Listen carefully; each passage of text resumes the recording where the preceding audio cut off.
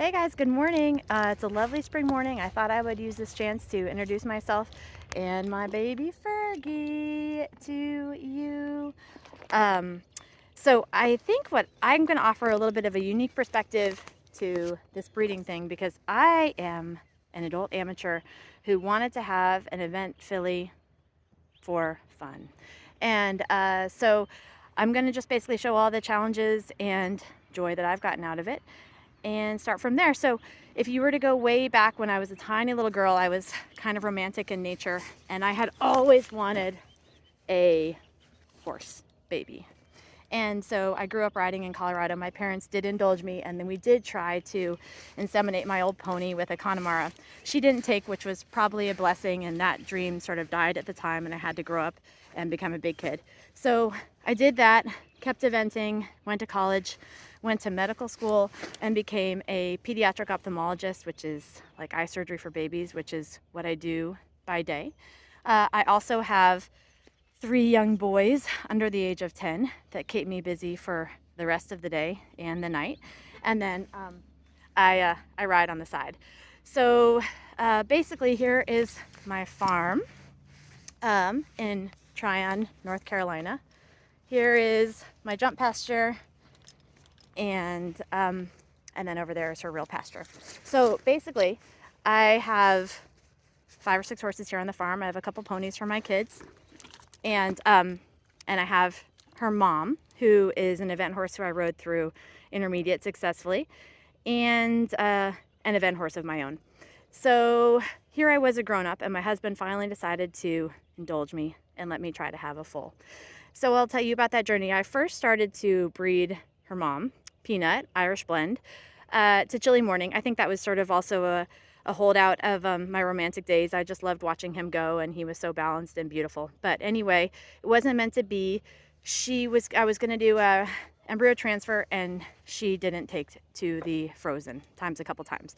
So then I started thinking, okay, well, what next? And I thought, well, really, probably she should try fresh. So the next best thing, which actually I think was meant to be, was Sandra Starr. He's not too far away, a couple states away, and Equine Reproduction Concepts in Virginia was an amazing facility that helped me get a grade 1 embryo my first time. So she loved him. To go back to the breeding side, my event mare is a Hanoverian by Rascalino, crossed with an Irish sport horse. Sandra Starr, as you guys might be familiar with, is also incredibly beautiful, and he is an Oldenburg with thoroughbred bred. So my filly is really a Heinz 57. What I've subsequently learned from a lot of people is that Sandra's babies have a great temperament.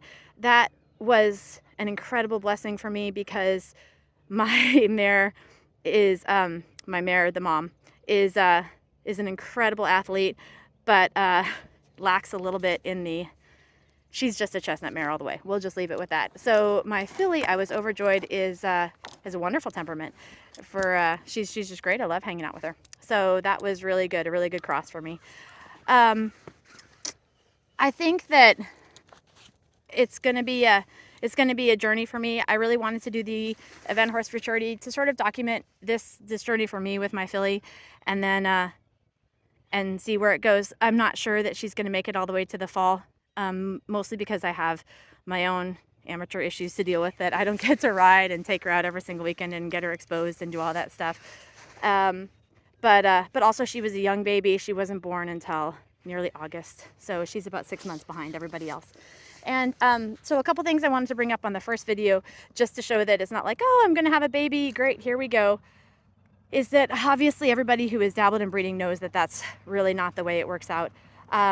I was really blessed to have a healthy baby, grade 1 embryo. I was even more blessed that I loved my surrogate mare. She ended up being another blessing, and we adopted her and taught her to ride, and now she's hunting, fox hunting regularly with the Camden Hounds. So that was really cool, and gave her a little bit of a second life.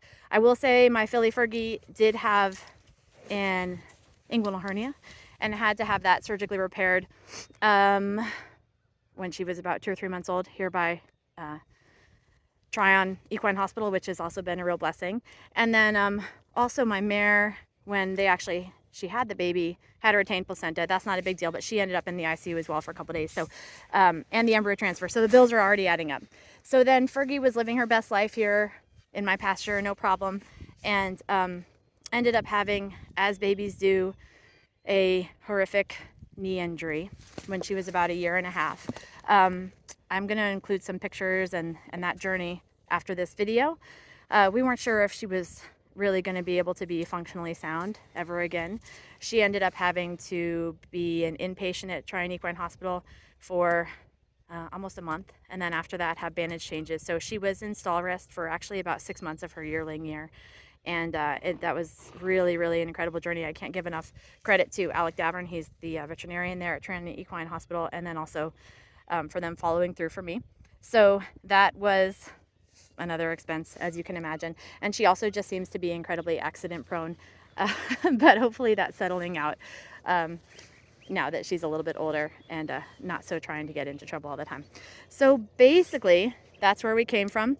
I sent her in the fall of her, I guess it would really be her 3-year-old year, to an incredible cowboy who started out English and also has some dabbling in natural horsemanship here. He's French here in North Carolina. His name is Thierry Viard. I'm going to include some video of him here.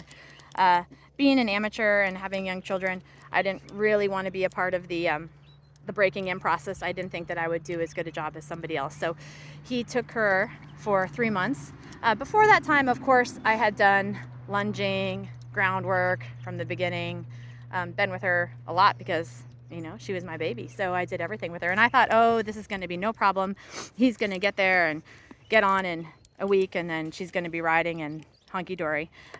So what I learned through that is I do think that the groundwork obviously is really important, but every horse is different when you go under saddle. Fergie loves to buck and needed a little bit extra time there.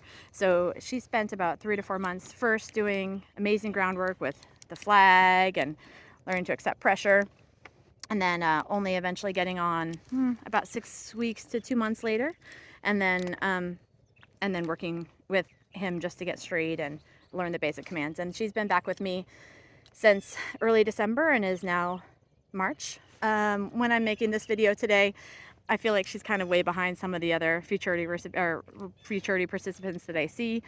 We do flat work. We've jumped a few times, little stuff. I'm going to include her first jump on here, and she seems great, but we're certainly not jumping around a novice course yet. So where I live, I have about 12 miles of hacking trails, which is super great. I like to take her out at least twice a week if I can. I think, you know, that's the best way to form a good relationship and let her be a horse, but also learn her to start being under saddle and going up and down hills and all that good stuff. And then I ride her in a jump saddle, and so we do flat work and maybe pop just a few jumps when we do our rides. I ride about 4 days a week if I can. With my kids, it's always difficult, you know, balancing soccer tournaments and stuff like that. Also, I want to give credit to Beth Perkins, who is, of course, a legend in her own right. She's going to be helping me with this journey and riding her about once a week-ish, and she can fit it into her busy schedule as well. So we shall see. After this, I'm going to post some video of Thierry breaking her, and then also a few videos of us of schooling. So I'm going to get down off this fence and then see if I can show you her.